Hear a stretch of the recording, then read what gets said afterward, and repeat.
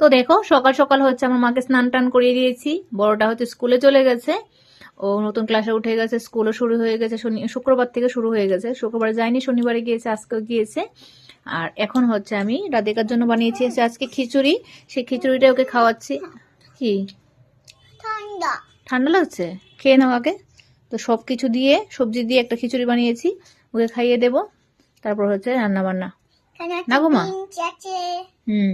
Broccoli আছে, কুমড়ো আছে, তারপর কি যেন একটা আছে লো বুলু বুলু হুম, এটা এটা কড়াইশুঁটি। কড়াইশুঁটি।